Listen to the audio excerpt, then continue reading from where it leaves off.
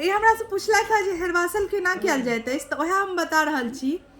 तऽ एहि बेर मंगल के एकादशी लागल है, देवउठान एकादशी मंगल के अछि, तऽ एहन योग बनलै है जे हरवासल लागि रहल अछि।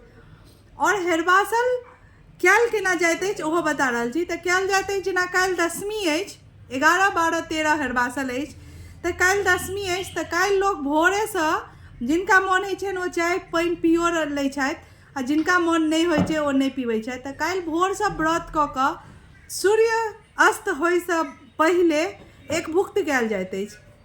जेनाकि एकभुक्तमे खेरहीके दालि, भात, सजमनिके भुजिया या सब्जी जे होइ छै ओ खायल जाइत अछि। एकर बाद फेरसँ किछु नहीं खायल जाइत अछि। तऽ काल्हि दशमी बीत गेल। और यदि रातिमे किनको मोन होइ छनि तऽ अपन पानि पीबै छै, पी सकै छथि ओना पानि, बेसी लोक पीबै छथि, किनको एहन होइ छनि तऽ नहीं पीबै छथि। एकर बाद एकादशीके दुनू साँझ कयल जाइत अछि निराधार। एकादशीके दिनो निराधार और रातिओ निराधार, जेनाकि निराधारके मतलब जेनाकि पानि चाय किछु नहीं। एकर बाद द्वादशियोके भरि दिन निराधार और भरि राति निराधार, तऽ 4 साँझ भऽ गेल बिल्कुल निराधार।